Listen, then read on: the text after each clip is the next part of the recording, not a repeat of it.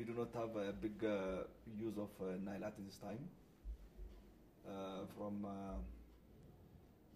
some statistics, Ethiopia is using up to 300 million metric cube of water. It's very minimal and less than 1% of the total Nile. That is basically is used for potable water purpose for human being and livestock as well. There are very small traditional irrigation purpose. Nevertheless, we are not using much water from Nile. Ethiopia is contributing 86% of Nile water, which is reaching to Egypt and Sudan. So the country which is contributing 86% of the water has its need also.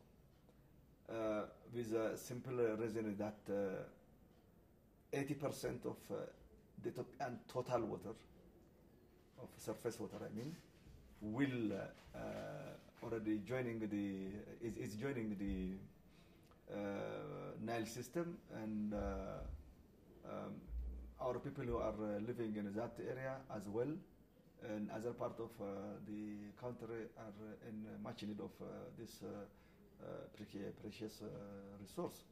Rainfall is not entitled here to be negotiated because this is based on the nature, and it is a green water, and green water is not negotiated in any international agreement. That's why Ethiopia is demanding, because the Nile water as well, all waters within its territory is its natural resources, and that natural resource is the resource of every Ethiopian people. Rain water is not entitled to be distributed to everybody. What we have been negotiating in the last 9 years is to equitably utilize the water of Nile in water course. It's not the green water, which is precipitation or rainfall or the evaporation and everything. That is green water. We are that is basically Egyptians are arguing that now and then.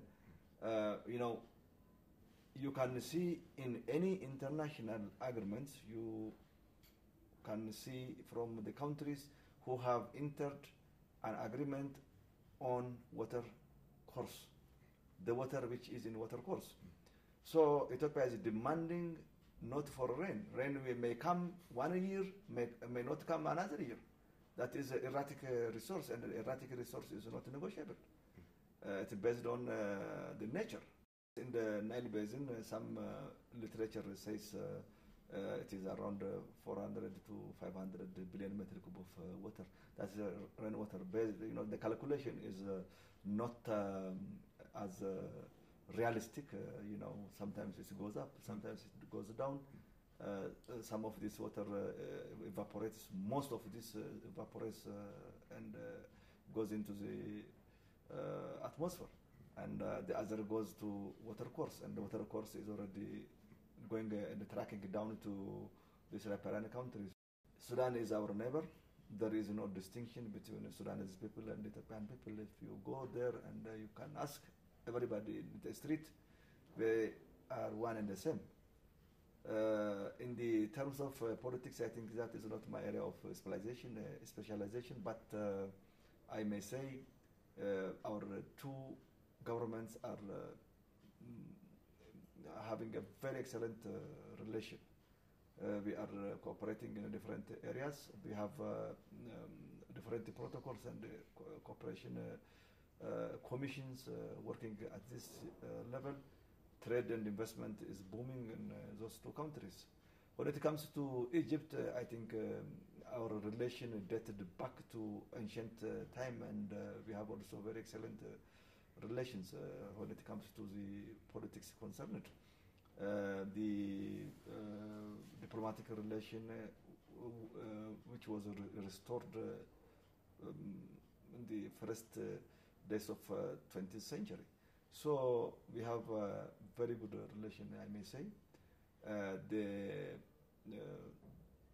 investment is now coming up, trade relation is getting up, and our relation is improving every day.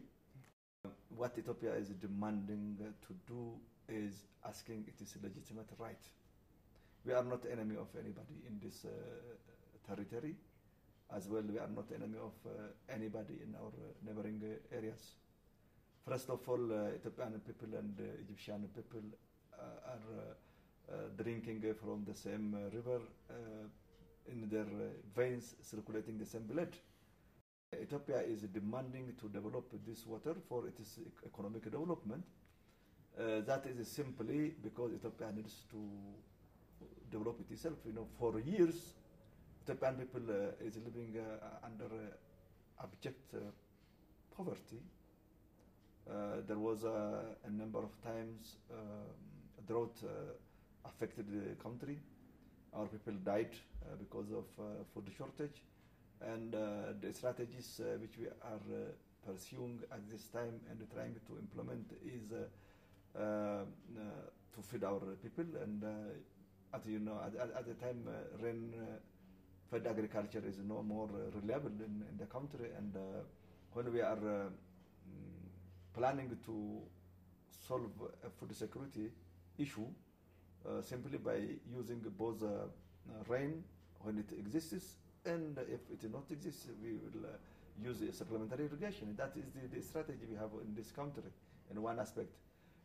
When Ethiopia is planning to utilize the water of Nile, we are our friends, brothers in Egypt and Sudan.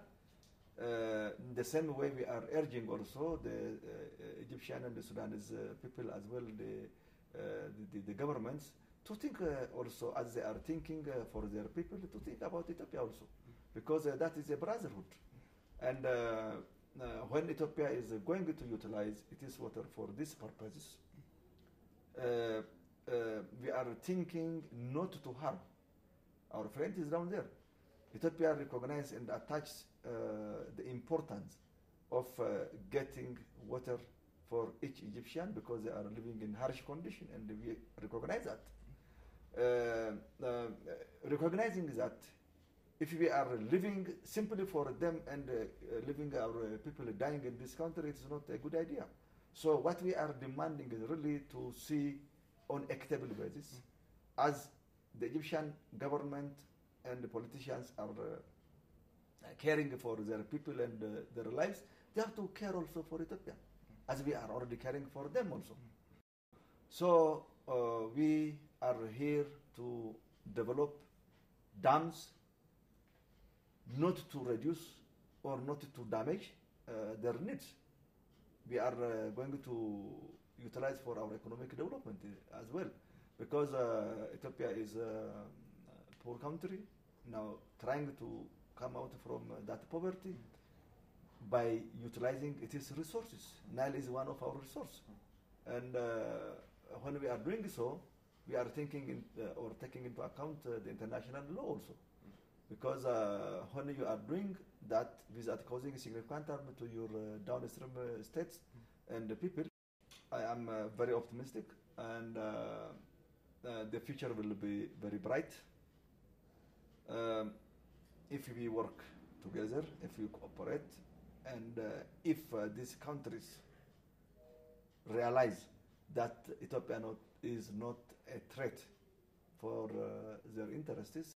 At this time, the basin in Nile is degrading, environment is becoming harsh, climate is changing.